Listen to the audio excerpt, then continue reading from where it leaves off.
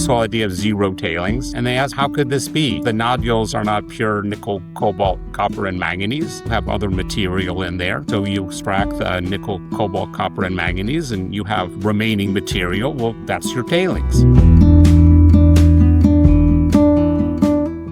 So welcome to the Elements of Deep Sea Mining podcast. I'm Eric Young. Joining me today is Steven Emmerman, here to discuss your recent report, kind of responding to and critiquing the metals company's pre-feasibility study, which I guess for the listener context, I had Craig Shesky of the metals company on this podcast earlier this year, kind of describing the findings of that report and giving their take on it. And this is not a direct response to that in any way, but I guess I'll let you introduce yourself, Steve, and kind of describe how you got into working on this topic.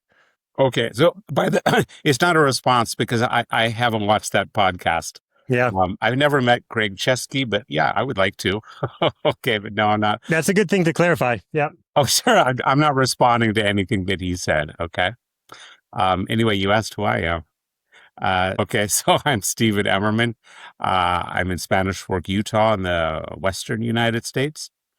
I'm the owner of Mala Consulting, and this company specializes in evaluating the environmental impacts of mining for mining companies, for governmental agencies, and for non-governmental organizations. What did you do before this? What's your academic and kind of professional background? Oh, okay. So I have master's and PhD in geophysics from Princeton University and Cornell University.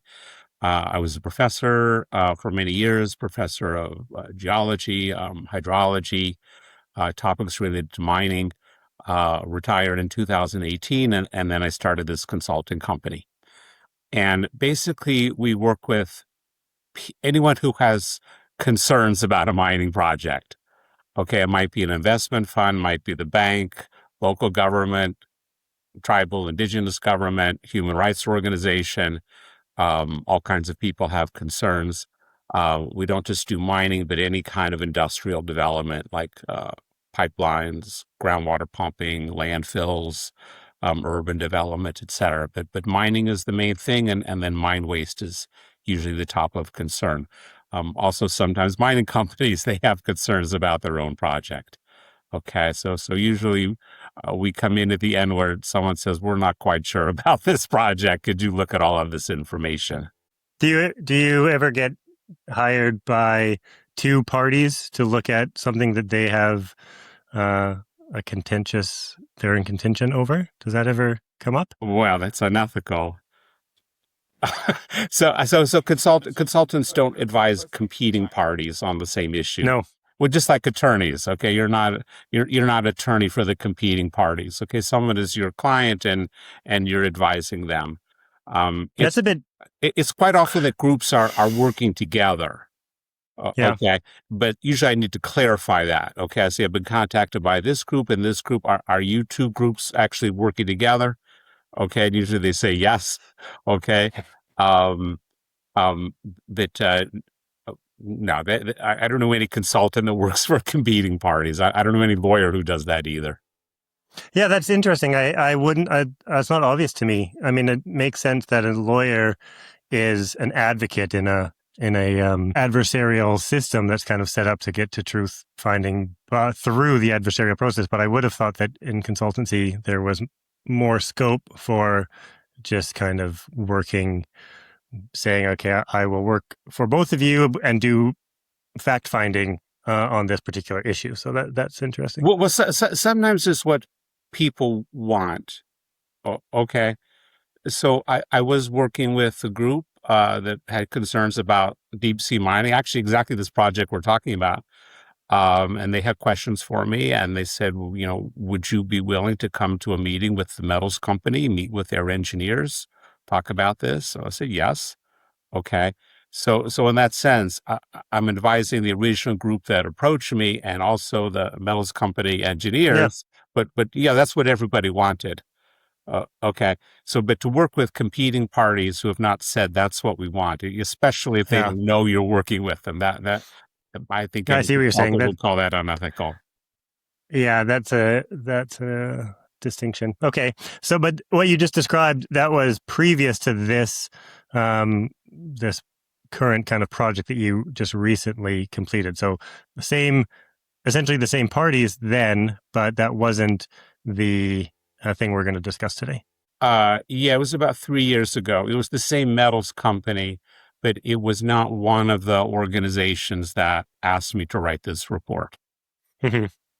Okay, then let's talk about this report, and I guess how did you get pulled in, and what was the genesis of your working on this topic? Uh, Andy Whitmore from the deep sea mining campaign sent me an email, said, would I review the pre-feasibility study for the metals company? Um, and I said, sure. That's Yeah, so I guess that was the I whole mean, story. But they did hire me as someone to take an independent look, as opposed to someone who was part of their organization. I mean, just like mining companies do all the time. Okay, we want someone to take an independent look, someone who doesn't have a vested interest in our organization. and and the report that you produced, it's called Implications of the Metals Company Pre-Feasibility Study for Next Steps by the Company. Right. And yeah, and this is published under Moloch Consulting. This is published under your name. And then it was commissioned by the Deep Sea Mining Campaign, Greenpeace International, and Mining Watch Canada. Well, I guess those organizations released it. Okay, Right. with my name and the name of my consulting company. Okay. Um, I feel like this is just a little bit, I mean, deep sea mining is a little bit contentious. And so I just, I'm spending a little bit of time on this to try to get clear to the audience that, yeah, you're, we're going to be talking about this report that you produced. It was commissioned by these NGOs who have a position generally related to deep sea mining, but you produce this independently, and that you don't have a preconceived position against deep sea mining. Maybe I'm putting words in your mouth well, there. okay, let's kind of start off with what it means to be independent. So, what does it mean to be independent? It means that you're not unduly influenced by your client. Okay. I mean, this is actually spelled out often in like regulations for mining disclosures. Okay. You're not unduly influenced by your client. That's the basic concept. Okay. Now, people have different, what some are called verifiable indicators. So how do we know you're independent? Okay. What did you do or not do? Okay.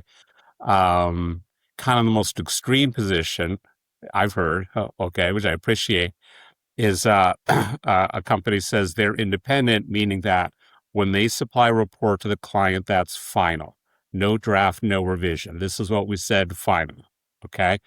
The instant they submit that report, that's the trigger for them to be paid, and no evaluation, no sign off, nothing. Okay. That's interesting. Okay. I don't go that far. Okay. What I say is that sometimes clients will take my report just as it is done. Sometimes they ask for revisions. Okay. But the only things that I'll revise is that if I've made a factual error. Okay. Someone's Mm-hmm. you got the wrong name of the town. Okay. Yes. They'll say, yes, Google Maps says that's the post office, but we know that's the library. Oh, fine. Okay. So I correct those factual errors. Okay.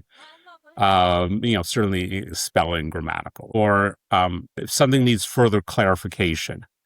Okay, somebody will say, "We read that line, we didn't quite understand that. Could you add some more sentences explaining that?" Sure. Okay, that's what I will do. Okay, what I won't do is take back a conclusion or take back a recommendation or an overall evaluation.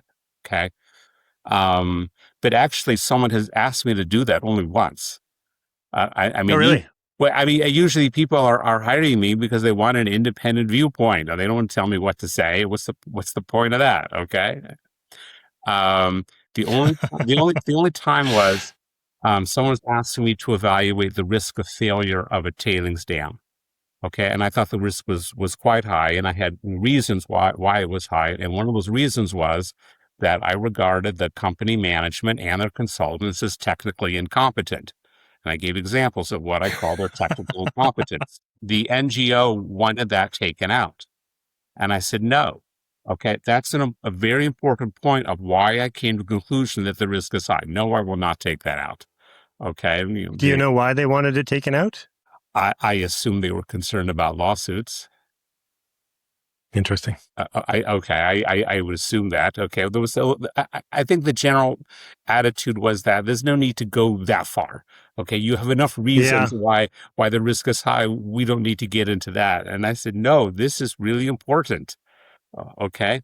When someone evaluates the probability of failure of a tailings dam, what you're really evaluating is the ability of the engineering team to anticipate problems, solve problems, etc. That's the most important thing.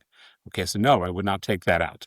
I mean, there have been consultants who let the client tell them what they can and can't say, take out recommendations, change information. They give the rest of consultants a bad name. Okay, Yeah. okay, but I mean, usually that's the logic of hiring a consultant. Well, we want an independent viewpoint. Okay, someone who doesn't have an interest in the outcome. Okay, but I think another thing you asked is that did I come into this project with preconceived notions about deep sea mining? And I would say I did.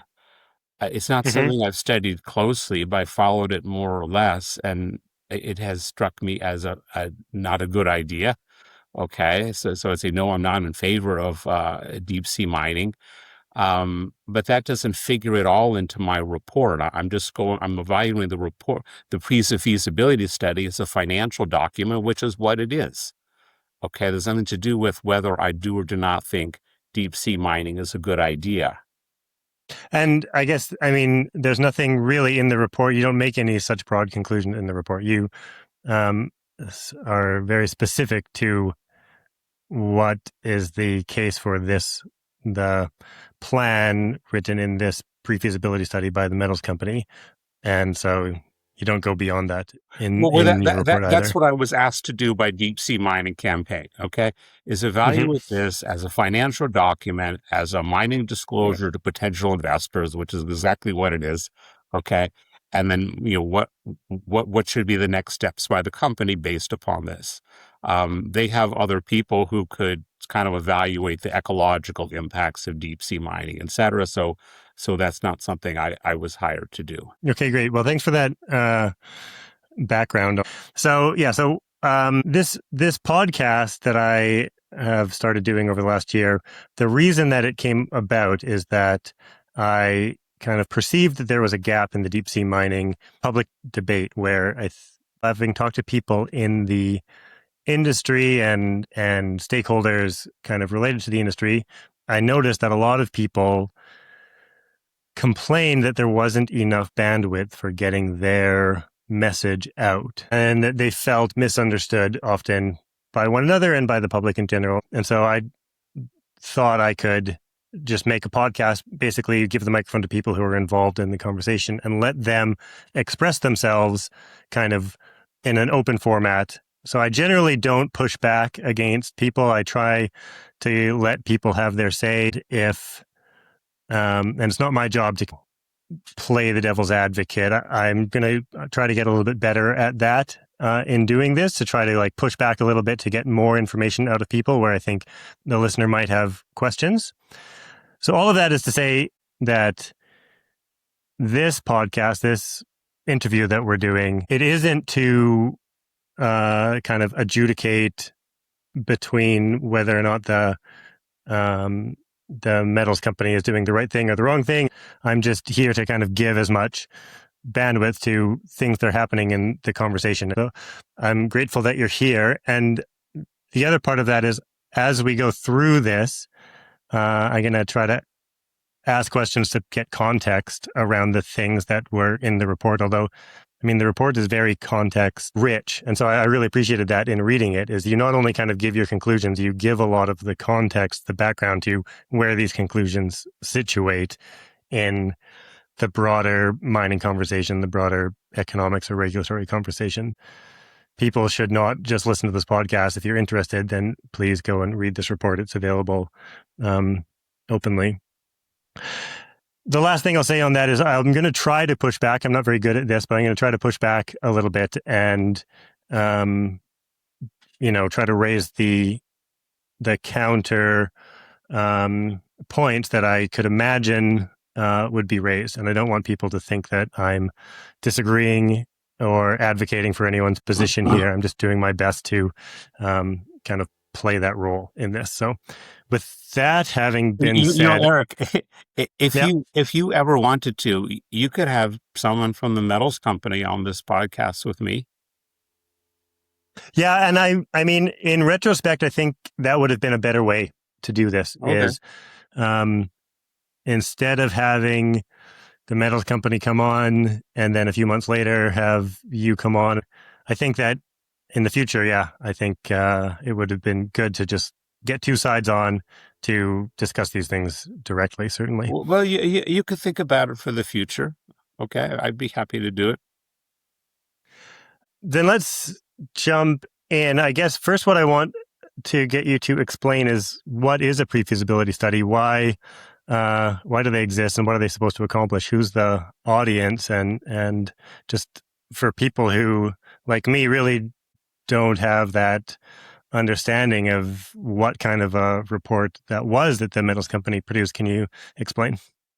Okay, good. So actually a pre-feasibility study has two different audiences. Okay, so it's a little complicated. Okay. So let me start from the perspective of the mining company. Okay. All mine planning goes through what's called the stage gate process. Okay. Now that means that the company is going to carry out or commission a sequence of studies. Okay. They go by various names, but it's called the conceptual study, then the conceptual study, then the scoping study, or something's called the initial or preliminary economic assessment. Then you have the pre-feasibility study, then the feasibility study, then the definitive feasibility study. Okay. So these are study documents. These are called the stages. Okay. And now after each stage, the company makes a decision. These are called the gates. Okay.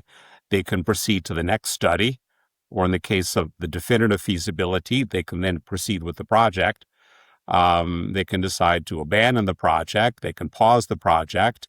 They can redo an earlier study, or they can redo the study they just did. Okay, those are the choices that are made. Okay, so why does it all work this way?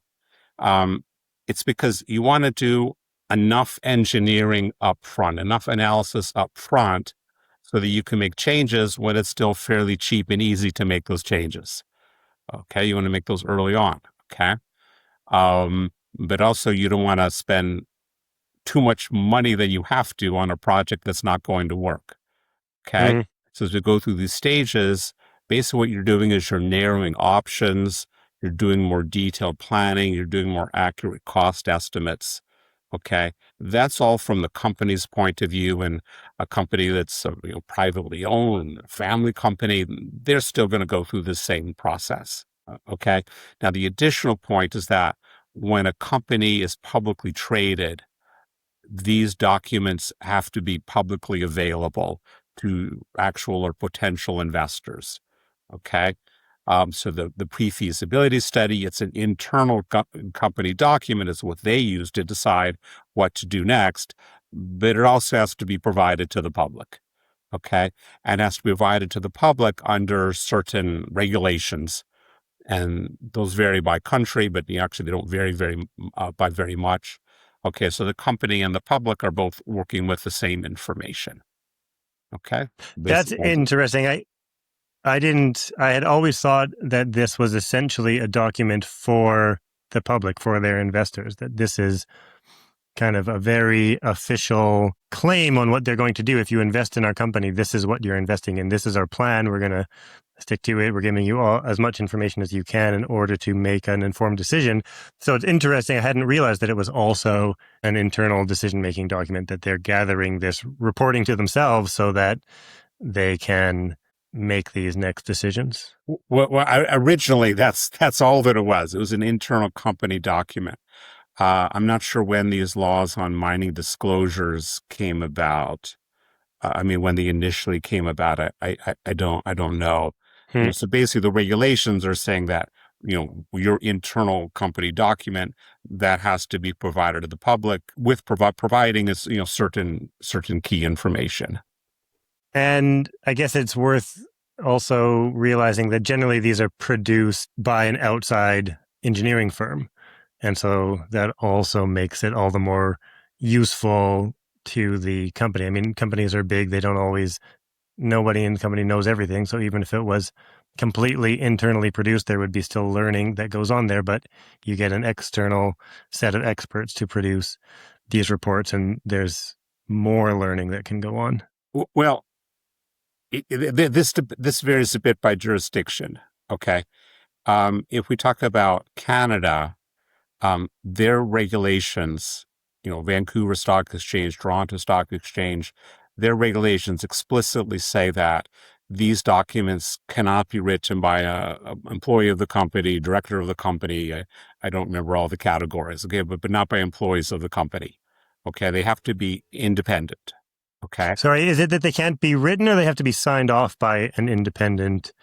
Because isn't it the case that I could, if I am a mining company, I could write my whatever chapter of my PFS, send it to a consultant, they could review it, maybe modify some things, and then sign off and say, yes, we approve everything that's written here? Um, no, I don't think so. Let me just finish that previous point Yep. first, and then I'll answer you. Okay. Um, in other jurisdictions, SEC in the US, Europe, South Africa, Australia, the document can be written by the company employee, but that has to be disclosed. Okay. South Africa is kind of explicit. Say, yes, a company employee could write it, but they need to have an independent mindset. They can't be unduly influenced by the company. And you need to disclose that you're an employee of the company. I mean, in a sense, from the company's standpoint, it's really common sense. Okay, you develop a business plan. Yeah, am I crazy? I want someone completely independent to look at this. Okay, Mm-hmm. that would just be kind of common sense. Okay. Um, so I guess what was your what did I distract you from? You I mean, you're educating me on what essentially what the purpose of the PFS is, who the audience is, and Yeah, but you just how it asked another works. question. I sidestepped. And it was about whether or not um, these documents are sometimes written Oh, I internally see. and then signed off on by a qualified person from an external company. I mean, I'm sure that there's always a lot of back and forth. You couldn't have an external company come in and write a PFS without a lot of input from the company because it's the company's plan that they're evaluating. So there's going to be some interaction there at the very least, right? Okay, you're asking whether company could just write the PFS and then ask someone independent to sign off on it. Well, To first, evaluate it, and if they agree with what's written there, sign off on it, and then I want to ask about kind of what the signature means, what the responsibility level there is. But yeah. okay. First of all, I've never heard of such a thing, and I don't think so. You have to look carefully through the regulations. Really, what's being defined as what's called qualified person. Mm-hmm. Okay, it goes by different names. So, the qualified person. Okay, well, who could be a qualified person? Well, Canadian regulations, they say a company employee cannot be a qualified person. Okay. South Africa, they say a qualified person must have an independent mindset, but can be a company employee. Okay. Well, what's the qualified person do? They're providing the information that's going into the document, plus writing the document, plus coming to the conclusions. Okay. Of course, some information is going to come from the company. Uh, but I'd have to say the idea of a company writing it and then just having someone else sign off on it. I've never heard such a thing. I can't think that would be consistent with, I do think what's okay. may be important is to understand, what the role of the qualified person is. I mean, having an external person sign off on this, I assume that that person then takes some responsibility if things in that report are not, of a sufficient quality that can come back on the qualified person. That's there's a level of assurance in there. I assume that you have some legal responsibility. I can't really be specific about that.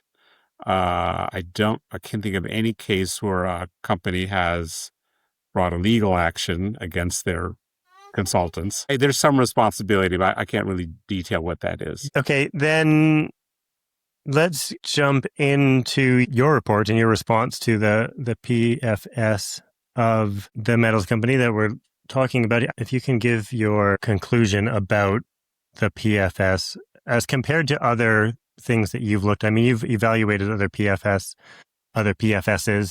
previously, and how does this kind of fit into your other experience of these, if that's a sensible question? Okay, yeah, I've reviewed a lot of mining disclosures and a lot of pre-feasibility studies. My conclusion for this one is that this was the time for the company to abandon the project. Okay, that is, they had provided all the information in their feasibility study sufficient for a knowledgeable or a reasonable person to conclude that there's no future in this project. And is that a recommendation that you have given previously in evaluating PFSs? Yes. I usually come in at the point where someone already has concerns. Okay. I'm not just finding random pre-feasibility studies and evaluating them. Okay. So usually, initially, someone has thought of some problems they have. Okay. My usual recommendation is to rewrite this document, paying a special attention to certain things. And often it's a lot of things, like, well, 20 things I think might need attention. Okay. I think typically I might have a pre-feasibility study, and the document says, well, okay, now this is what needs to be done for the feasibility study. And I've said, no, not so fast. Okay. This current study has shortcomings, and you need to redo large parts of this first study and then reevaluate, but you're not ready to move on to the feasibility study. This is often where projects lose a lot of money, is when they just automatically go from one stage to the next without really considering, are we really ready for the next stage? You can find those kinds of warnings in a lot of mining handbooks and so on.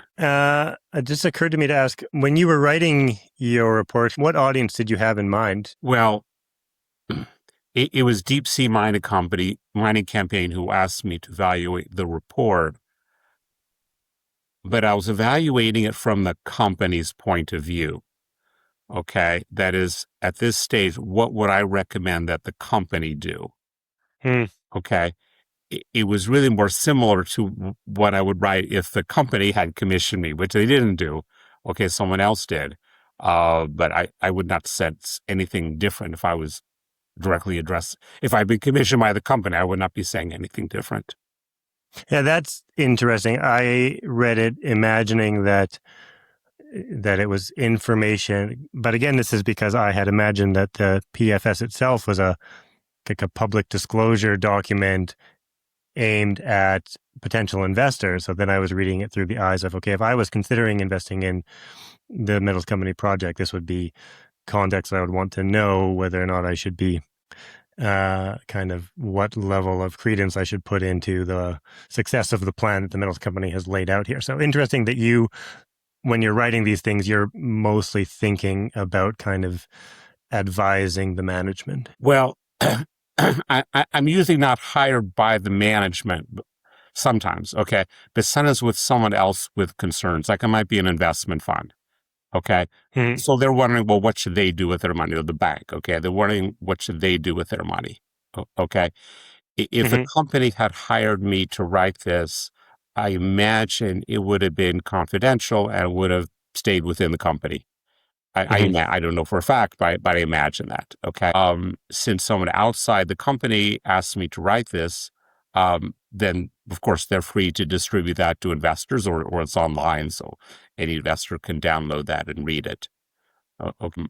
But I took my audience as the company, okay, Yeah. not the investors. That's interesting. That's helpful. In the report, you advise the company not to proceed as opposed to kind of revise and resubmit of the pre-feasibility study. Your conclusion was pretty strong that you just don't think that there is a next economically viable step here. That's right. I want to ask, I guess, were there problems with the pre-feasibility study that you were evaluating that you saw as deceptive, or were their conclusions mostly just overly optimistic? And when you kind of put them into a more realistic frame, you think, no, this isn't actually going to result in what you think it's going to result in. Oh, okay. Okay, let me think about it this way. At some point, you'll probably ask me to explain what reserves are. So Yeah. we'll put that off for a bit. Okay. So they explicitly give this information based upon their mineral reserves. This project will terminate at the end of year 7 with zero profit. Okay, that is at the end of year 7, we will have exhausted all our reserves and we will break even. Okay, they explicitly provide that information. And now what was the basis for that information? Well, it's based upon their, metal prices, their metal recovery rates, their own cost, the discount rate, what they think the U.S. royalty rate will be, their closure costs. Okay, and those I called either best case or near best case scenarios. Okay, so yes, they're overly optimistic. Okay, but now we say based upon the most optimistic assumptions, we come to the conclusion that this project will terminate at the end of year 7 with zero profit. Okay, and that's all the information I need to say. Well, forget it. Okay, I mean, there's other shortcomings too. Okay, whole big parts of the plan that we're missing that should be available at this point. Okay, but based upon that financial information, we'll forget it. We're not going anywhere. Okay, say even with the most optimistic assumptions, we're not making any money. So I'd say this is the time to forget the whole thing. I mean, now is probably a good time to get into that. So you lay out kind of 6 main findings. You have 6 main questions, and in your summary conclusions, you kind of answer those 6 main questions in a clear and structured way. And I thought we would track through that.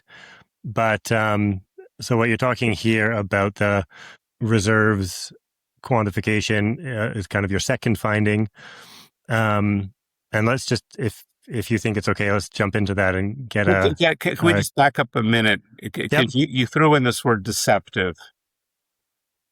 Okay. And, there's ways to be deceptive that I would not be able to catch. Okay. I mean, all the geological information could be all fabricated. Well, I'd have no way to catch that. And I guess that's something they could, it's unethical, but I guess it's something they could have done, and I would have no way to catch that. Okay. And that could have led to, huge profit long before you've exhausted the reserves. It could have, and I'd have no way to catch that. Okay, well, that would be deceptive. Okay. But I'm saying all the information I need to say abandon this project is there. Well, I'm not deceived. Okay. Any other person with my kind of background experience would not be deceived. Okay. But the information's all there. Yeah.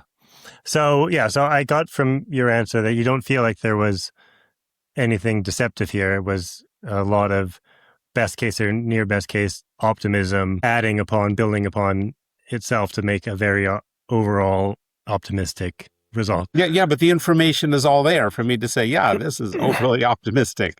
Okay, even with this optimism, this project is not going anywhere. Let's get into some of those details because I think that they're worth discussing, and I'm going to try to, again, do my best to push back on some of this. So, I've covered this multiple times in the podcast, but I don't think it can ever be repeated too often. So, if you can distinguish between reserves and resources in the kind of technical sense and explain, kind of put the details to what you said about how they only have enough reserves for 7 years. Okay. Okay. So let's say we can all read the same SEC regulations, but people are going to put it into their own words in different ways. Okay. I'll put it into my own words in my way. Okay. If you've heard something different, you can tell me. Okay. Yeah. But, otherwise all looking at the exact same language. Okay. So to start off at one end, we have what's called a mineral deposit. Okay. That means we've got an ore body, um, and maybe under the most favorable circumstances, best case scenario, that could be economically mineable, but who knows? That's a Hmm. deposit. Okay. A deposit is just a geological concept. It really doesn't have any financial or economic implications. Okay. Someone says, we've just discovered the world's biggest lithium deposit right in the heart of Oslo. Well, yeah, okay, whatever. Okay. It doesn't mean that anything is economically mineable. Sometimes Hmm. it doesn't really mean anything. Okay. Well, that's one end. Okay. The other end of the spectrum is we have what's called reserves. Okay. So we have an ore body, certain tonnage, and we say this is economically mineable. It's got the grade, we've got the prices, we've got the technology, we've got the infrastructure. This is economically viable. This can be the basis for an economically viable project. This is the basis for economic financial analysis. Okay, that's reserves. Now you might Hmm. say, well, okay, so as I say, reserves are what's real. Okay, that's what you use to develop your plan, to develop your financial analysis. Okay, we say there must be something between deposit and reserve. Well, that's what's called resources. Okay. So resources, we're not saying they're economically mineable. Okay. We're saying, different things. They have reasonable prospects to be economically mineable, or they're more likely than not to be economically mineable. Usually what's missing is the technology. Okay. Hmm. Yeah, we know the ore body is there, but we don't know how we're going to mine it. We don't know how we're going to process it. Okay. We've got a lot of technology still missing. Okay. Well, that's resources. Okay. Now, resources we can put into three categories. So it's called inferred resources. And that means everything we know about the ore body is based on limited geological evidence. And we have indicated resources. Well, everything we know about the ore body is based upon adequate geological evidence. We have measured resources. Well, everything we know about the ore body is based upon conclusive geologic evidence. Okay. Now, often what we're doing, especially when we were at the pre-feasibility stage, is we're saying of these resources, which ones are reserves? Okay, which fraction is reserves? If we can say these indicated resources are actually reserves, that's called our probable reserves. If these Hmm. measured resources are reserves, that's called our proven reserves. Inferred resources can never be converted into reserves. Okay, that's fairly standard.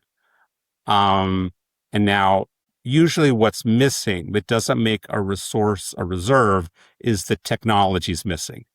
We don't know how we're going to process it. We don't know how we're going to mine it. We have not yet established technical feasibility. Okay.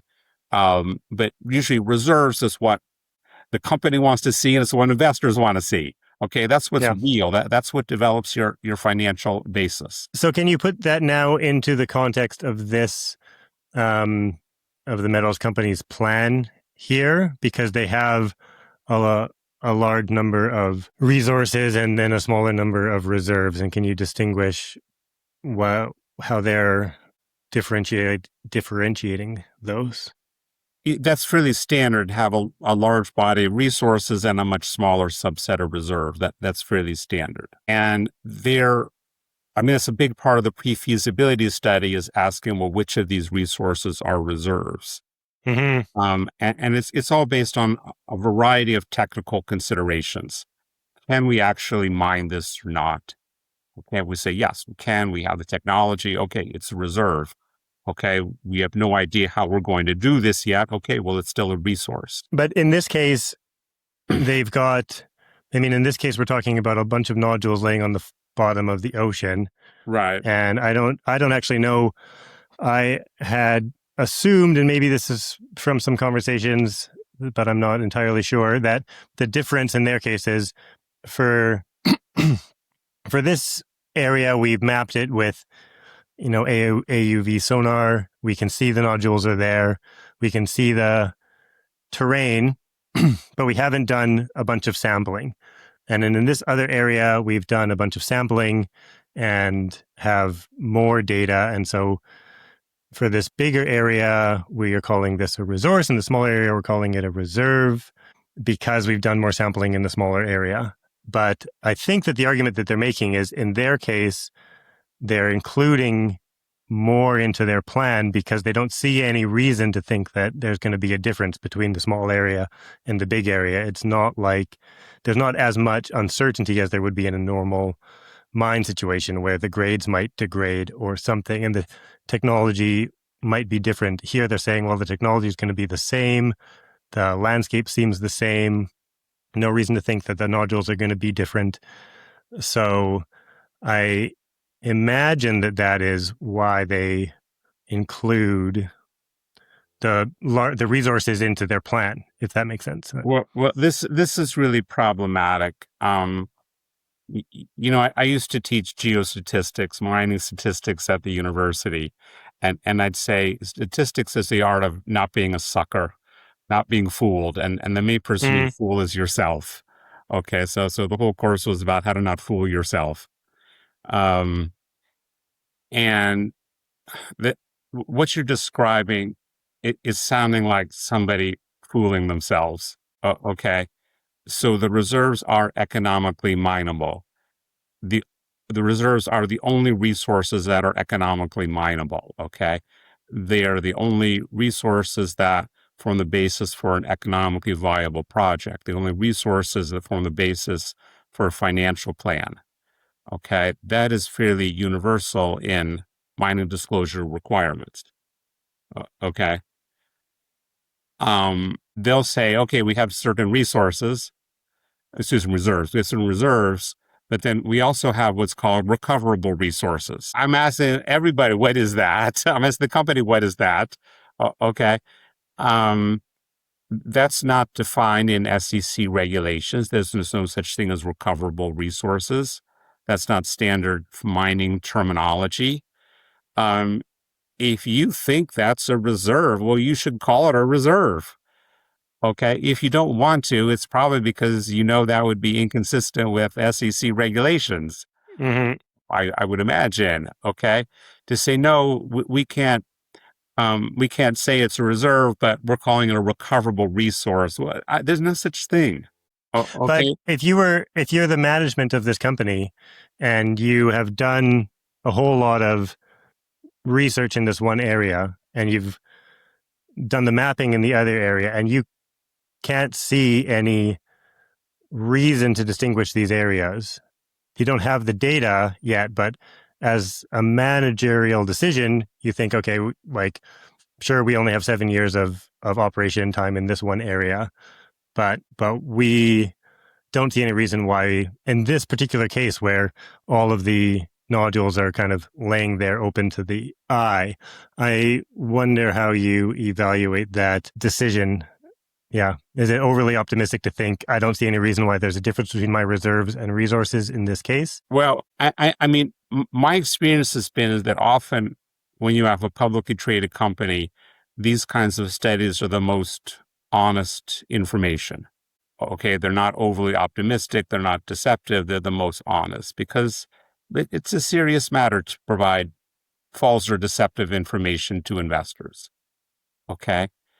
And in terms of converting resources to reserves, I don't see any reason why not is not good enough. No. Okay. I mean, you might feel that way in your heart, in your gut, whatever, but that's not an argument that you can make to investors. Okay. This is sounding very problematic from a management standpoint is that, well, we can't tell our investors that this is reserves, but we kind of believe that ourselves. That's starting to sound like somebody fooling themselves. Okay. If you're going to act on the basis of some conclusion, but you cannot legitimately make that argument to your potential investors, that sounded kind of dangerous.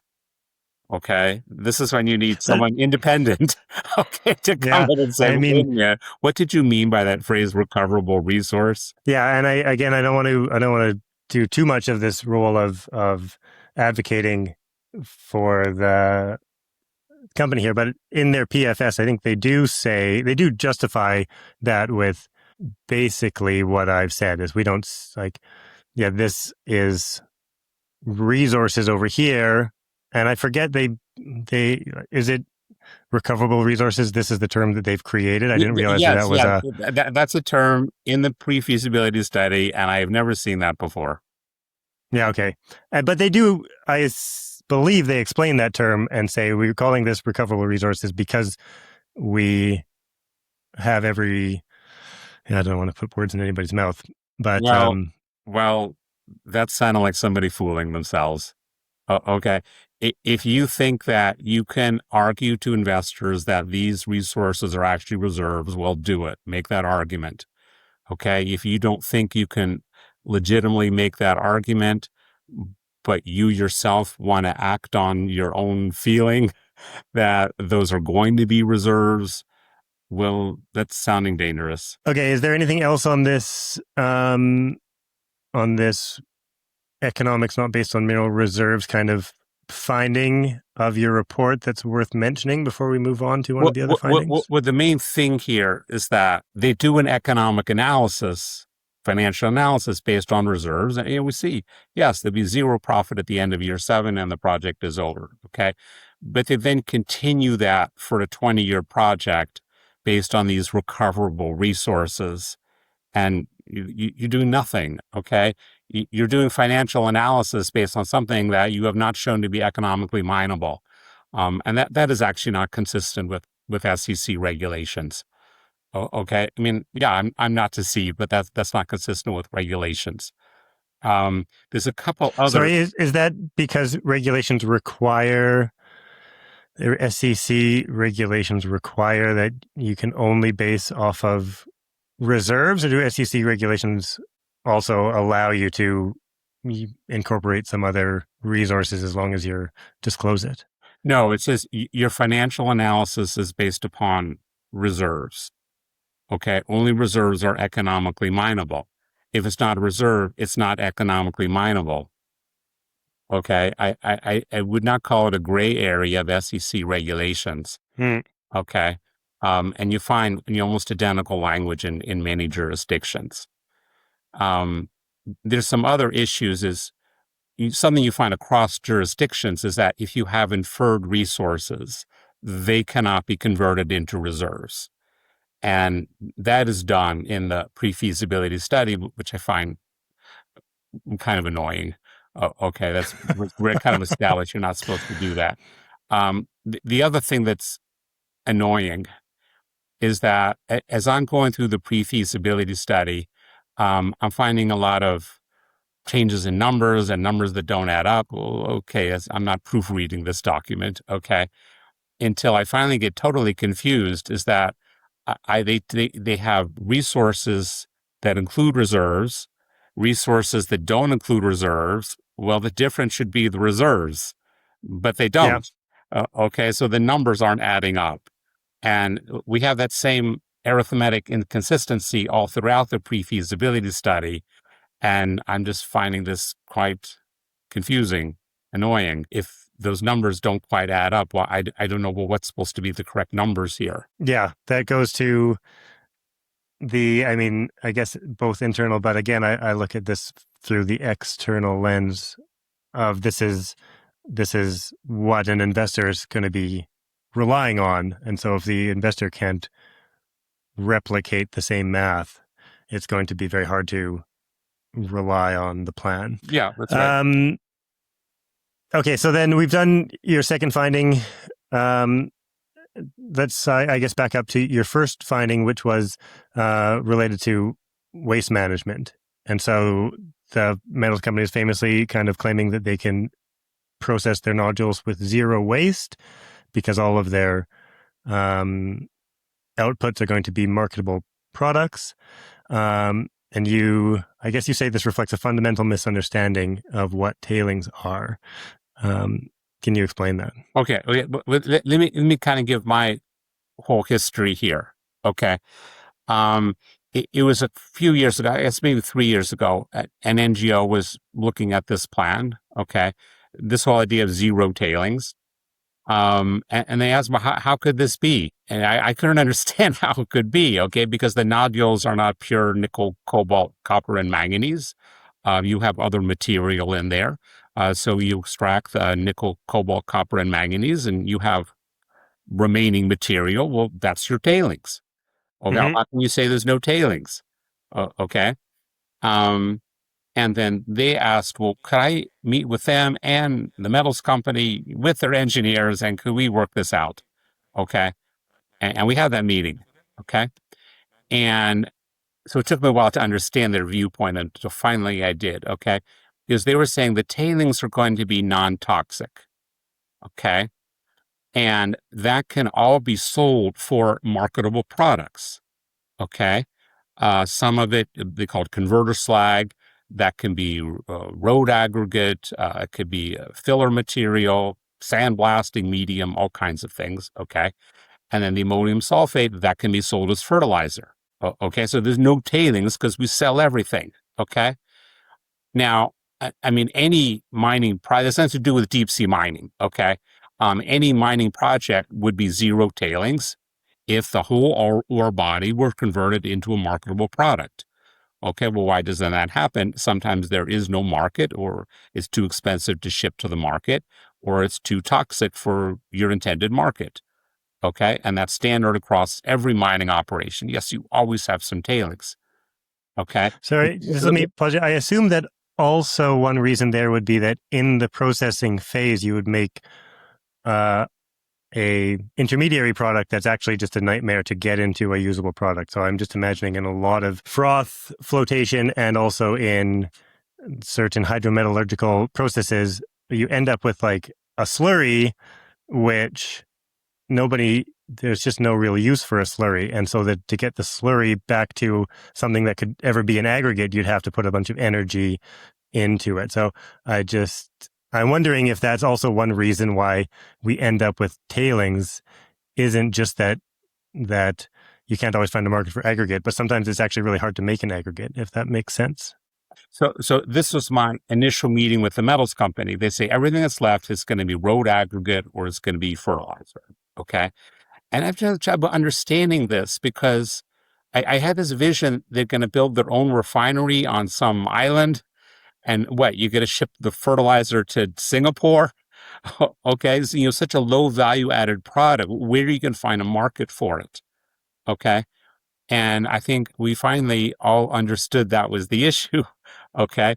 And I think finally their engineer said, well, would you feel more comfortable if you knew where we were going to do the refining? I said, yeah, all that would make more sense. Okay. Now I understand if there's a market. Okay. That was my understanding before I read the pre-feasibility study. Okay. Reading that, I realized that what they were calling marketable products would actually be too toxic for the intended market. Okay.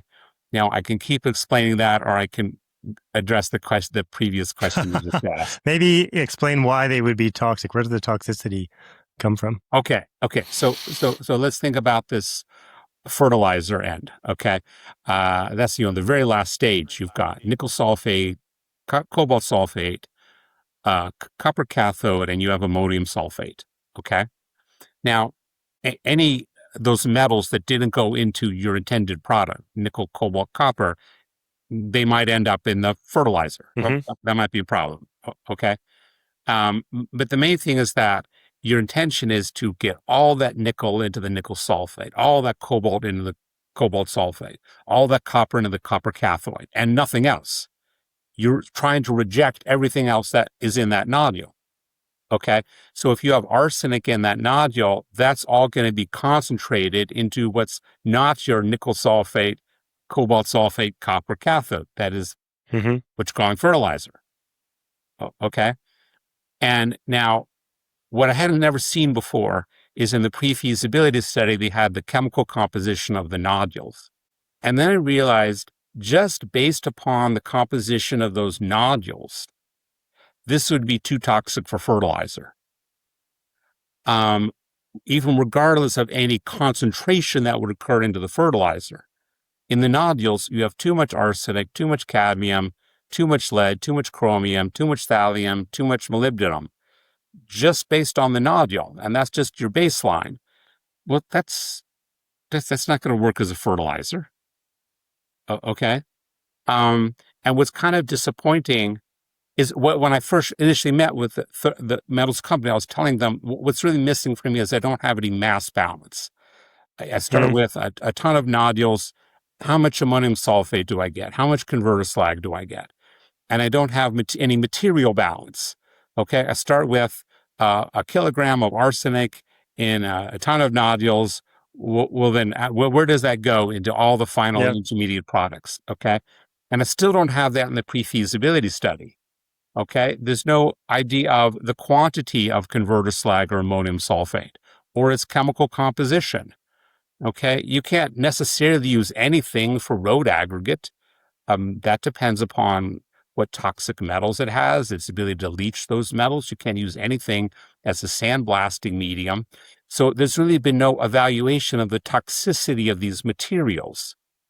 Okay, so how do you know that there's a market? And for fertilizer, it seems no, you don't have a market. This is going to be tailings. This is all too toxic.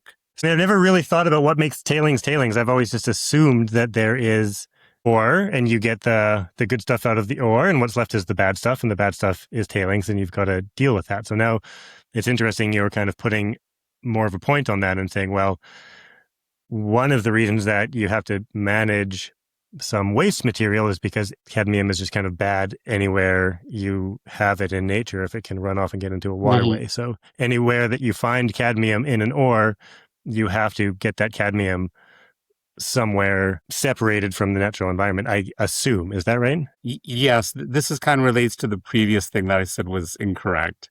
Okay. So usually usually ore processing goes through two stages. Okay. The first stage is it was on doing copper. Okay. We have a copper ore. The first stage is you want to recover all of that copper. Okay. So all that copper you want to recover. Okay. Even if you recover some elements that follow the same chemical pathway as copper. Okay, you want to make sure you don't leave any of that copper behind. Okay, that produces what's called the rougher tailings, and that tends to be the least toxic. Okay. Now, in the second stage, is you're trying to reject all those elements you don't want.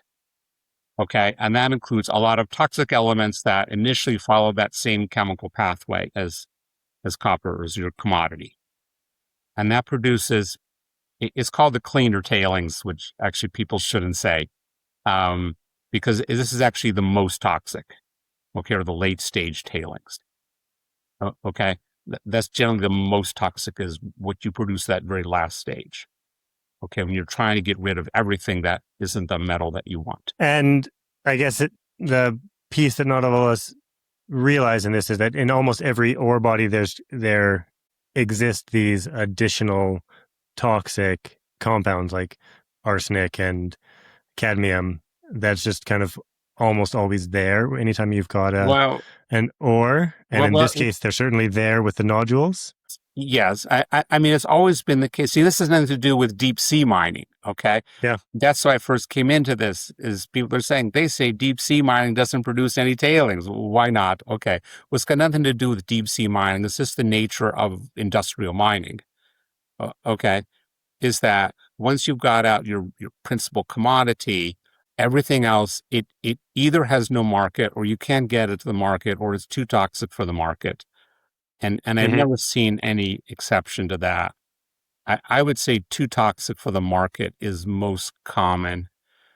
Otherwise, really, any tailings could be sold as a sandblasting medium.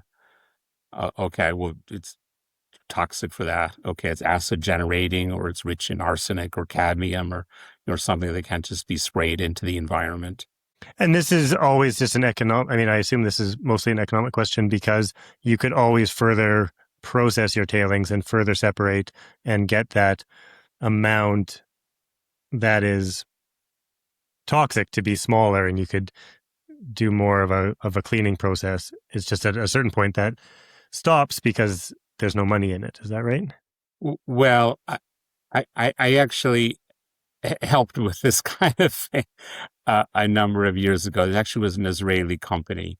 And they did have an ore processing scheme, and they said, we're going to turn all of this into marketable products, basically break it all down into elemental form. Okay.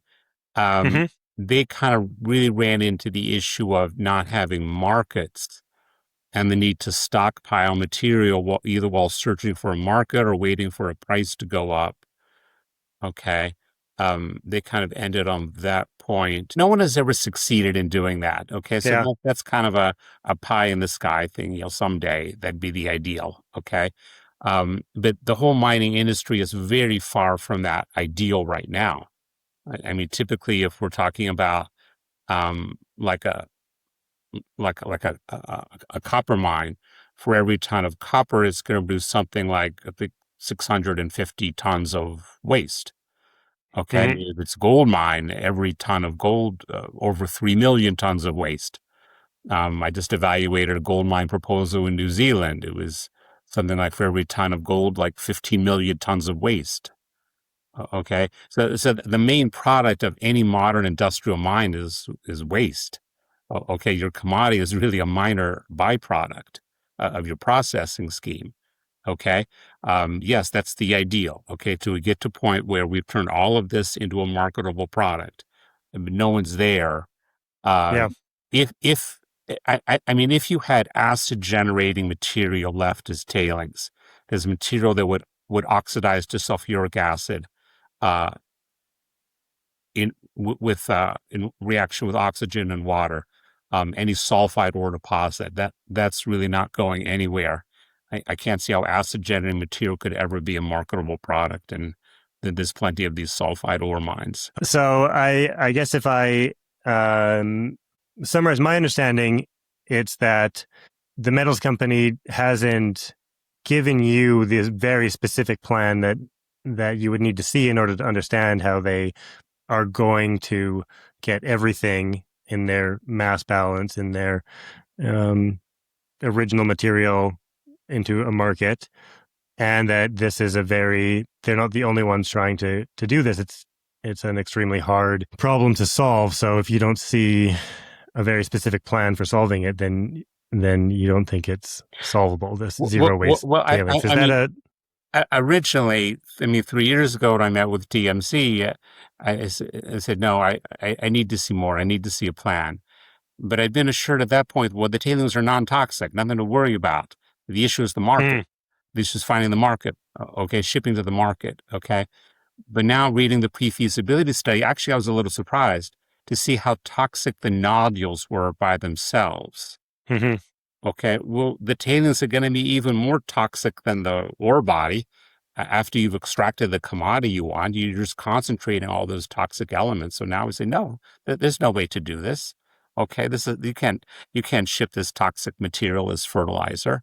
I didn't look country by country. I looked at Canada and I looked at the EU. Said, no, this would not be acceptable as fertilizer in those jurisdictions. okay. I guess let's move on. You also argue that the return water should be considered mine waste. Um, yeah, let's talk about that for a Okay. few Okay. moments. Yeah. So this is actually not even considered as potentially being waste, which I see as a problem. Okay. So they're pulling up the nodules and now they're separating the nodules from water. Okay. Well, that water is not going to be pure water. It's going to be filled with sediment. Okay. And now they're re-injecting it much shallower than they're extracting it. Okay. Well, that should be called waste.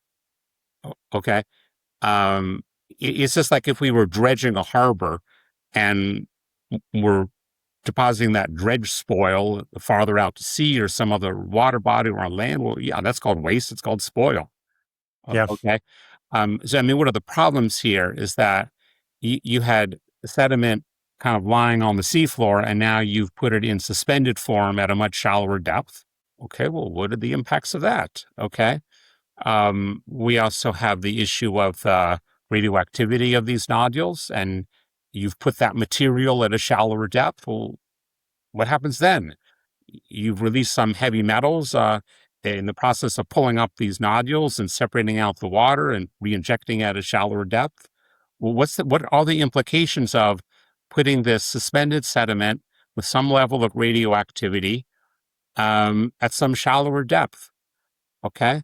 Um, maybe it's okay. Well, you'd have to demonstrate that. Okay, but you can't act like it's nothing. In any other context, someone would call that waste, mine waste, tailings. So this is interesting because this is definitely something that is much discussed in the deep sea mining conversation is, yeah, the sediment, the the bottom sediment, as well as the return water. And there is a lot of study on what the right thing to do that is and what the impacts of that will be.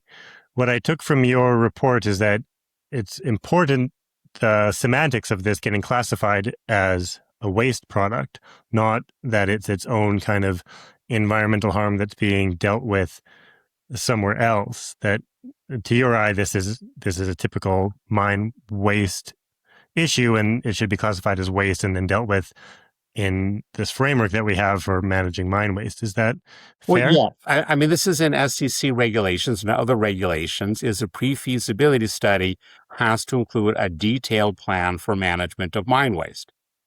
Okay. Mm-hmm. You don't have reserves if you don't have a plan for what to do with the waste. That's part of your technology. That's part of establishing technical feasibility. And the thread that runs throughout the pre-feasibility study is there is no waste. The sediment laden return water is nothing. The converter slag will be sold. The ammonium sulfate will be sold. Okay. And no, I can't see that. Okay. In terms of whether the return water is actually harmful to marine life, I know other people say that. Okay. And I've read that. I'm not personally an expert in this subject. Okay. But somehow the pre-feasibility study needs to talk about this. Mm. Okay. You need somehow say, well, it's not waste because it's nothing, or I don't know, whatever they want to say. Okay. Whatever reason they don't regard that as waste. Okay. But somehow it should be discussed. Yeah, that's interesting because I have heard a lot of the discussion on this, and it didn't flag to me that that discussion wasn't contained in the PFS. But I see that once you classify it as a waste product, then that discussion is important also in this document, and gets evaluated according to those standards. Right. I guess in the interest of time, we'll move on to finding 3. So this is the lack of author independence. We talked a little bit about this earlier. I'm not sure what more there is to say here, although I don't know if we sort of got into the specifics of who the authors of the PFS were. So maybe you could explain your reaction to that. Well, they're not people I know personally or know anything about. I think, all the qualified persons included, I think something like 5 consulting companies and then 4 individuals who were employees of the company. And that is legal according to SEC regulations. It should be disclosed, and it is disclosed. I find it a little disturbing. It's like, why are you doing this? Why don't you get an independent point of view on this? Especially things like future prices, future costs, et cetera.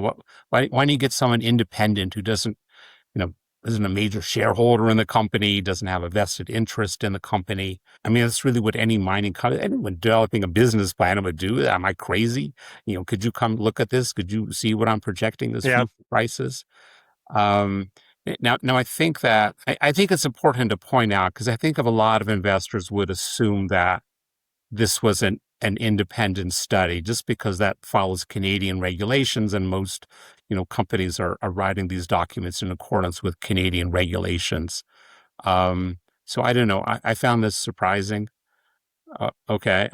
It would just make me stop and think, why did you do this? Why did you have company officers, company officials write this document?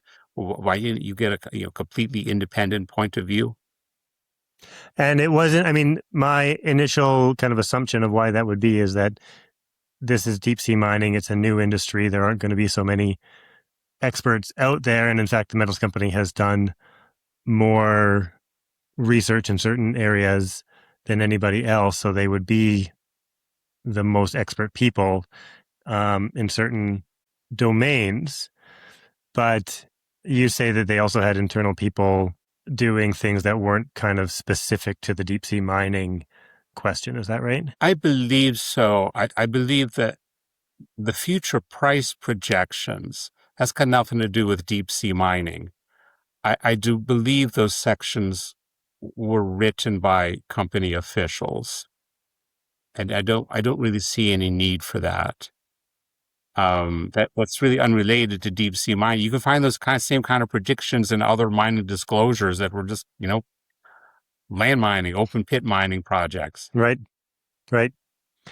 Yeah. Well, let's go. I mean, that's actually the next finding is to do with the best case economic assumptions throughout, and that goes to both the price assumptions that they use as well as the discount rate, which I'd like to hear your kind of put some context around both of those things. Like, how should a mining company in a pre-feasibility study determine what price to use?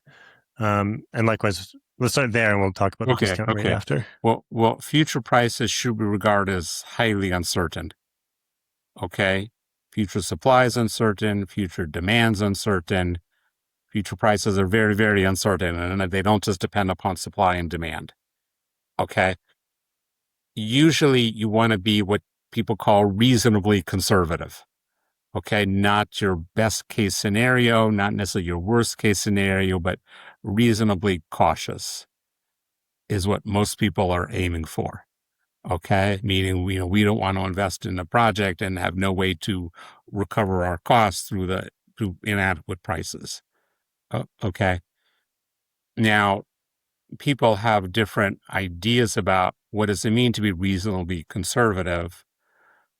My position has been, and I'm the only one, is let's look at a comparable time period in the past.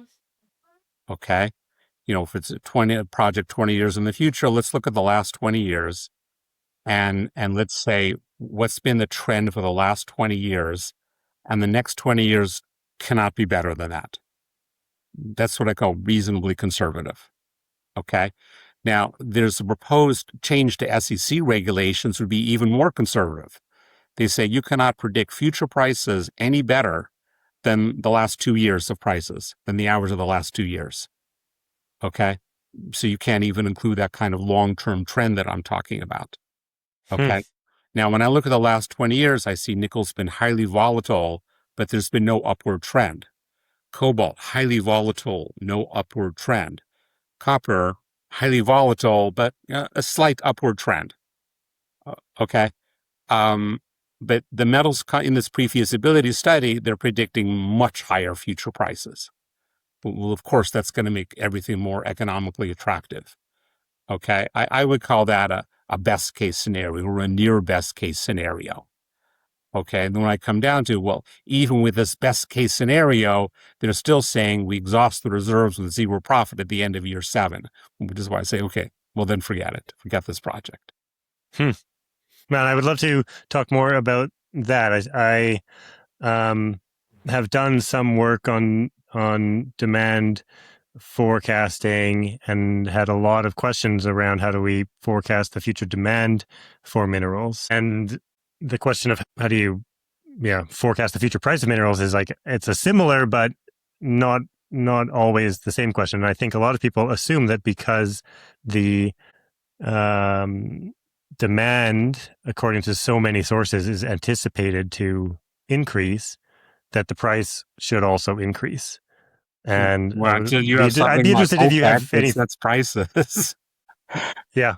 Yeah, so that's that. Yeah, this is highly uncertain. Okay, so what people say, well, don't be overly optimistic. Okay, but you had a question about what discount rate was. If I would go back 20 years, nickel and cobalt prices have been highly volatile but stable. Okay, they swing up and down, but there's no upward or downward trend. If I look 20 years, if I would just look 2 years, well, both are coming way down. Okay. Hmm. But I'm saying predict 20 years in the future. Let's look at the last 20 years. Okay. Now for copper, it's also been highly volatile, but a slight upward trend. Okay.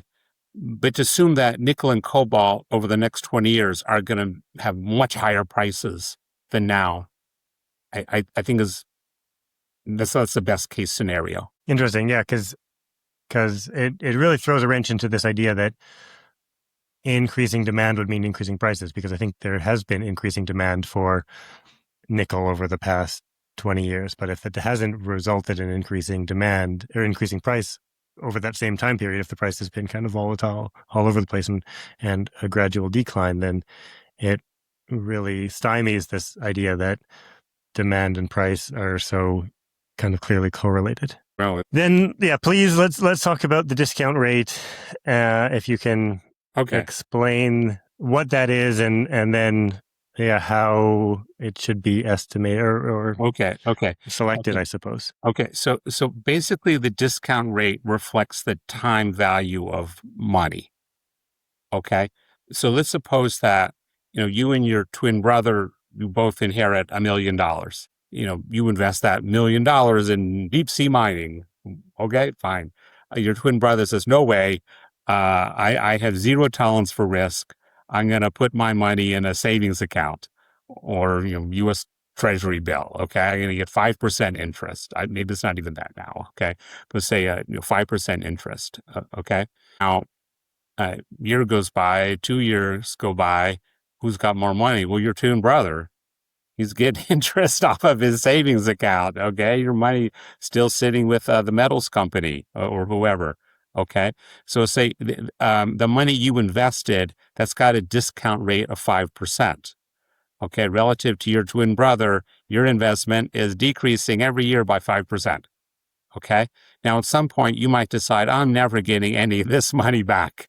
Okay. This is a total loss. Well, now your discount rate is 100%. You lose everything. Okay.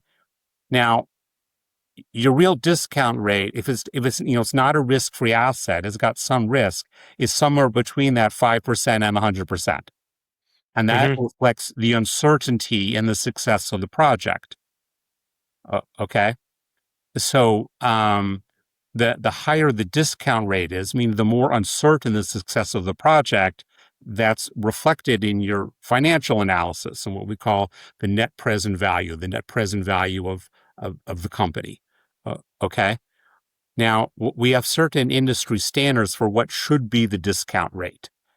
Okay.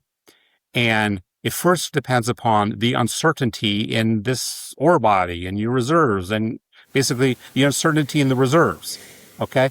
If you're only at the pre-feasibility stage for a base metal project, standard discount rate is 13%. Now, the pre-feasibility study uses 8%. And 8% should be the discount rate for like a mine that's already in operation. We're just going to expand that existing mine. Okay, so a very low level of uncertainty. Okay, so to say this deep sea mining is just like we're going to expand an open pit, no, it's way more uncertain. Okay, but now let's look at some additional factors. Usually the industry standard is that you evaluate the discount rate. The most important thing is your uncertainty in reserves, together with your uncertainty in prices. Okay. But then there's a risk associated with the country in which you do this project. And that's connected to all kinds of things. Threat of nationalization, political instability, currency issues, etc. Okay. So there's kind of standards for what's appropriate discount rate for country by country. Okay. So since I see that they want to do the refining in Indonesia, for Indonesia, the standard is increase your discount rate by 3%. Okay. So I And say why is that? it's just an overall industry-wide judgment regarding the Okay. risk of doing business in Indonesia. Okay. It comes from a very nice series of papers that are referenced in my report. A gentleman did lots and lots of industry surveys. Okay, Yeah. in terms of Yeah, I thought asking. that was very interesting. Yeah, well, I didn't do that work. I'm just quoting that. Okay. So that's a compilation of everyone's judgment. Okay. Indonesia's not the safest, but it's not the riskiest. They say increase the discount rate by 3%. Okay. So Hmm. I'm saying at a minimum, the discount rate should be 16%. I'm not even taking into account. That's just, the pre-feasibility stage and working in Indonesia. That's your discount rate. Okay. I'm not even thinking about the uncertainty in doing a kind of mining that's never been done before.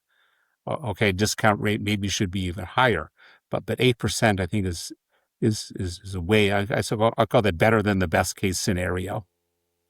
Yeah, so this was a big learning for me because I have always, I mean, to the extent that someone like me has encountered a discount rate, I've mostly encountered it in the kind of discussions over climate change and how we should discount the future. The idea that money today isn't worth as much as money in the future, that I want to, if me and my twin brother are going to invest some money, we need to have that money. There has to be more money at the end of 10 years than we started with, and how much more was kind of the time value of money. And I had never really realized that the discount rate is also this kind of there's the time value of money plus the uncertainty, the risk aspect. And those two things get folded into this one number. Like you want Right. a return on investment, and then you want to have a larger potential return on investment if there's more risk.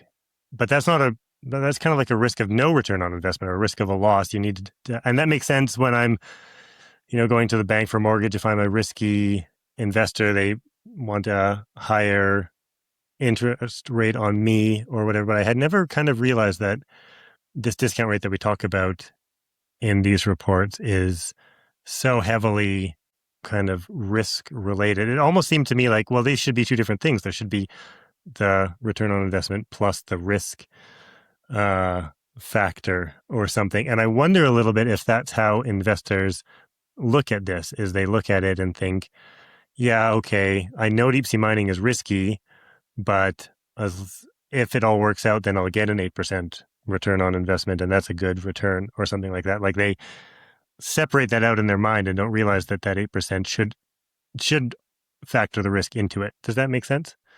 Yeah. So the discount rate is a combination of your not investing your money in a risk-free asset, but Hmm. there's additional risk that the project might not turn out. You might get nothing back or way less than you thought.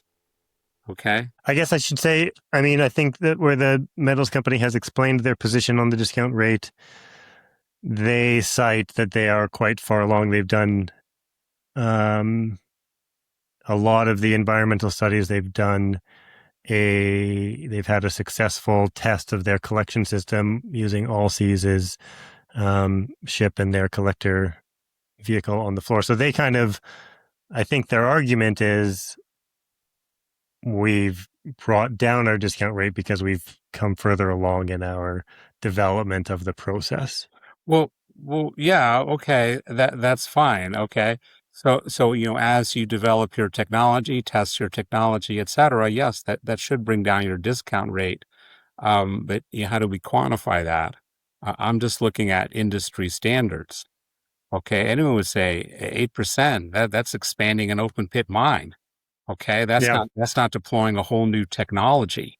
Okay, so I would say they haven't properly quantified that risk. Then, yeah, let's move on to your fifth finding. And here I'm just going to ask your own question back to you. So, is the smelting and refining capacity assumed in the pre feasibility study reasonably likely to exist? Well, I would say no. I'm not saying it's impossible, but it sounds very risky, and I would need a lot of convincing. Okay. So what are all the parts of this? First of all, that they're going to produce some manganese silicate. Fine. And they say that could be used as a feedstock for silicomanganese, which is a component of steel making. Okay, yes, it could be. They've done that at a lab scale. Okay, no one's ever done that at a pilot scale or a plant scale. There's no silicomanganese facility right now that's accepting manganese silicate as a feedstock. Who says they want to? Okay, do they want to adjust their technology to take this new feedstock? I don't know. Okay, that's just assumed. And now they say almost 30% of their revenue is going to come from this manganese silicate. And I'm not persuaded of that. Well, what happens if you can't, no silico manganese facility wants your manganese silicate? Well, then it's just really filler material. It's sandblasting medium, filler for bricks, cement, ceramics, etc., which is what manganese silicate is used for now. Okay, it's a filler in ceramics. There's no global commodity price for manganese silicate because it's not actually sold on any global market. Okay, so I'm calling that on the speculative end. Yeah. Okay. Now, in terms of the refining, they say that existing pyrometallurgical facilities in Indonesia are going to take their nodules and refine them, turn that into nickel, copper, cobalt matte. And do these facilities exist? Well, there are 17 such facilities, RKEF facilities in Indonesia. I think that all of them are either owned by Chinese companies or controlled or managed by Chinese companies. Are they going to have excess capacity? That's not clear to me. Well, not when we're talking about soaring nickel prices, and Indonesia has banned the export of nickel ores and nickel concentrate, so it all has to be processed in country. Okay, do these facilities, do they want to adjust their technology to take a new feedstock? The Chinese companies want this feedstock? Well, I don't know. We have lots and lots of questions. So, and then on top of that is Indonesia even going to allow the importation of deep sea mining projects in violation of the UN Convention on the Law of the Sea? So I'd say we got a lot of speculation here. Someone's going to want this manganese silicate. An existing facility is going to take this new feedstock instead of their usual feedstock. Okay.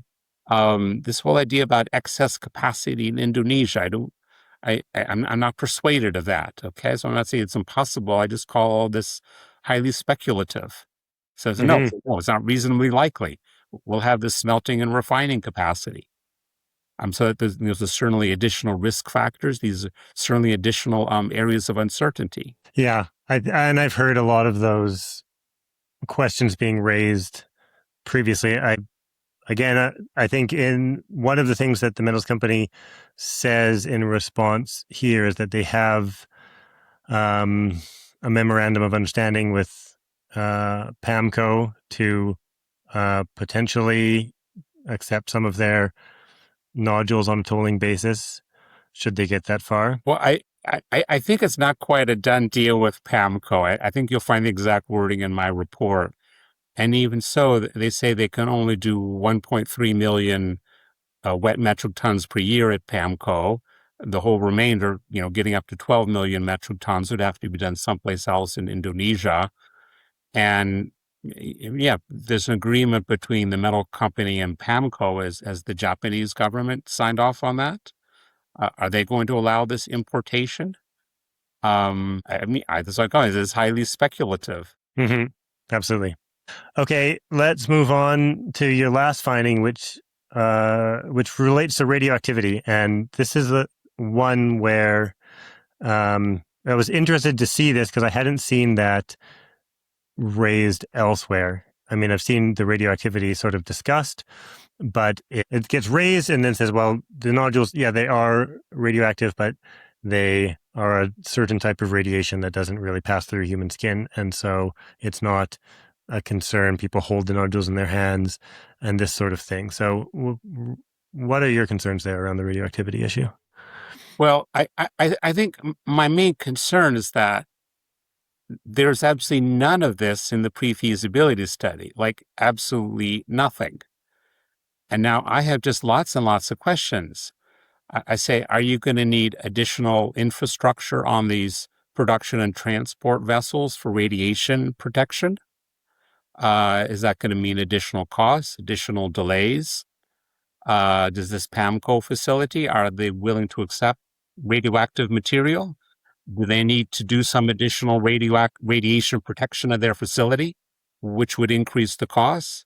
Can you put this into context? So I asked a number of people about this, and the response that I mostly got was, yeah, the nodules have this sort of low level alpha radiation. I don't have the words right, but so do a lot of places. If you go hiking in certain parts of Germany, the rocks emit that same thing, and so do a lot of ore bodies. And so a lot of these facilities are going to already be set up for this sort of thing. So I wonder if you can put that into context. Like, is this a common issue, and is it something that refineries are already dealing with? I don't know. I wouldn't assume that refineries are already dealing with this, especially when you say we're going to refine this at some facility in Indonesia. Well, all those RKF facilities, almost all are taking saprolite ores. Okay, that's an ancient cemented soil layer. Okay, um, that's not going to be radioactive. Um, I wouldn't assume those facilities have what would be regarded as proper radiation protection. But again, I'm a little bit concerned because I know that radioactivity discussion is something that people get quite concerned about, and so I want to be responsible and kind of not raise a concern. But isn't it the case that in this case it's the dust that would be of concern? So what we're talking about is sort of standard dust control measures. This is something that in the limited amount of research that I did on this, was the kind of argument that was put to me, is that these are dust control measures. These facilities should already be doing them. So I'm interested in your Well, thoughts there. I don't know. I wouldn't really assume all of that. Um, I mean, you do have naturally occurring radioactive materials. There is, some level of radioactivity in these nodules. It's a level of radioactivity that's generally thought of in industrial setting, generally thought of as manageable with proper radiation protection. Hmm. Okay, well, that takes planning, that costs money, etc. Um, are the ships going to be outfitted with this radiation protection? Has that been budgeted for? Have these facilities in Japan or Indonesia, do they have that kind of radiation protection? Well, I don't know. Maybe they already do. Maybe they don't. Okay. If they don't, do they want to pay for it? Well, maybe. Okay. But we just have lots and lots of questions here. And so I have trouble when the pre-feasibility says nothing about this. Well, it's supposed to do is evaluate all the risk factors. Hmm. Yeah, so yeah, you can tell me, yes, it's known these are radioactive, but we've got it all figured out. Okay, we already have radiation protection on the ship. Facilities we might want to work with, they've already assured us they have adequate radiation protection. That won't be an additional cost to us. The final product, we've tested it. We've been assured its radioactivity is very low. Should be no problem in shipping it to another country, to a new facility. Well, you should be addressing all of those questions. Yeah, Okay. you're saying it shouldn't be up to people who are reading this report to know whether or not this is a concern, to have to do their own uh, assessment of the studies, the sort of 3 studies on this that are out there, and make assumptions about whether or not these facilities have the adequate protection. You're saying that in a pre-feasibility study, this should really be included, and this should really be laid out for the audience. Yes. There's an inadequate consideration of all of the risk factors, and this is a big missing hole. Hmm. Okay. So it's not proper to say nothing in the pre-feasibility study and then to, issue company announcements or podcasts or whatever they do to assure us we shouldn't worry about it. Well, that should all be written down. That should all be spelled out. Great. Yeah, I think that's clarifying, and I hope alleviates me of having any responsibility to get this right here. I think that it's a really to take your point that this is the point of the pre-feasibility study, is to address these things and to provide that information. So, Right. I mean, just to clarify one thing, there's been two big studies that have come to opposite conclusions. I think both were done by German groups, one in 2023, one in 2025. But what most people miss is that they weren't actually disagreeing on the radioactivity levels, but they were disagreeing is on the standard against which they should be assessed. Okay, so the first group was looking mhm. at a German standard for artificial nuclides, like nuclear fuel, radioactive materials produced for medical purposes. They were looking at one standard, whereas the second group said, no, that's not right. We should apply the standard for industrial processing of naturally occurring radioactive materials. And the standard actually is different by a factor of 1,000. I'm not quite sure why that's such a big difference. Okay, but that's really what they were disagreeing with. Okay, so the second study says, no, this is industrial, naturally occurring radioactive material. We know how to do this radiation protection. Hmm. And I'm saying, well, yeah, okay, well, who's going to pay for it? How much is it going to cost? Well, who's budgeting for this? Yeah, Okay. is it there? Isn't it there? Okay. I do have to let you get going. So then, let's get to kind of the conclusions. We talked about this at the beginning of our discussion here. That what you've recommended is a full stop as opposed to just a rewrite. Um, I guess my main question here is, to what extent is this a case of buyer beware? Like, what is you've recommended that the metals company doesn't proceed, but they're a private company. They can obviously do what they want with their um, money and time. And if they want to be optimistic, they're allowed to be. And I think to some extent also investors who want to invest in the metals company, as long as everything is disclosed. So yeah, I'm interested in your kind of final thoughts on what the takeaway message of this should be once we've read the reports and seen that there's a lot of optimism all over the place happening here. Um, yeah, to what extent does kind of caveat emptor cover this? Well, when you say everything's disclosed, it is and it isn't. I mean, it's in SEC regulations that only reserves are economically mineable. That's that's the basis for our financial analysis. Or you have to have a mine waste management plan, or you don't convert inferred resources into reserves. And I look at this information, I see, oh, this project is hopeless. Okay. Um, I guess if they want to do whatever they want with their own money, that's fine. Maybe. I'm not sure quite sure it's that simple. Okay. But I mean, you have to ask, well, why do these SEC regulations exist? Why isn't everything just buyer beware? Yeah. I would assume you don't want to be misleading what I would call casual investors. Okay, so serious investors, investment fund bank, well, they're going to hire someone like me. Okay, we'll look at this pre-feasibility study, and I would say, forget it. Okay, I think anyone at my level would say, forget it. Okay, but then you have people who don't do that. Okay, they don't know what has to be in the mine disclosure. They don't hire someone to ask, is everything should be in the mine disclosure here? Okay, so that is getting a little problematic. Okay, to just say, well, we've provided all the raw information, you need to come to your own conclusion. Okay, I mean, they really ought to discuss everything that is required in SEC regulation. That's why these regulations. That's a clear answer to the buyer beware question, I think.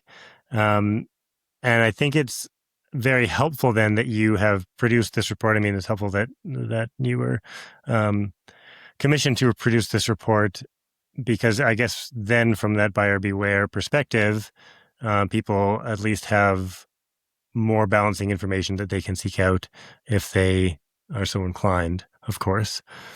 I think that if someone has the pre-feasibility study plus my analysis of it, they have all the information they need to come to their own conclusions. Great. Is there anything else we haven't covered that you'd like to mention before we wrap up? Yeah, I want to add one more thing to this mix. So when we think about deep sea mining, I say it's high risk. I think anyone would say it's high risk. Okay, well, some people like risk. Okay, they have a very high tolerance for risk. Um, but most people don't just think of their money in terms of, am I taking a risk with it? Am I taking a good risk with it? They want to feel like they're doing something good with their money, especially if they have a lot of money. Well, you can make a lot of big contribution. Well, what's my money doing? Okay. So it's not just a matter of, is deep sea mining risky, which it is, and anyone would say it is, but is it a good idea? Is it where you want your money going? Okay. Well, that's also part of the consideration that anyone should be thinking about. I mean, the metals company should be thinking about this. Okay, is this a good idea? Is this what we want to invest our lives in? Okay, I mean, that's something that kind of goes beyond risk, or I could say that your risk tolerance also depends upon whether you think it's something good. Okay, if you think something good might happen, well, yeah, that you have a higher tolerance for risk. Okay, Hmm. but it's not just a question of am I not going to get my money back? I think that's a great thought to close on. So then, yeah, I'll say thanks, Stephen, for taking the time to educate me for the last hour and a half now and answer all of my questions. And really appreciate you coming on to It's been 2 hours. Wow. Yeah. So apologize for all of the sidetracks that I take That's fine. that I took to kind of It's just educate like myself. Yes. Yeah, but I learned a lot. I enjoyed it, and this report is available. I will put links in the show notes to where people can find it online and download it. And I recommend that you read the whole report, and you've also got summary conclusions in the report for people who aren't up for 80 pages but are interested in knowing where to start and then follow up. So thanks a lot for your time, Stephen. Okay, it's been my pleasure.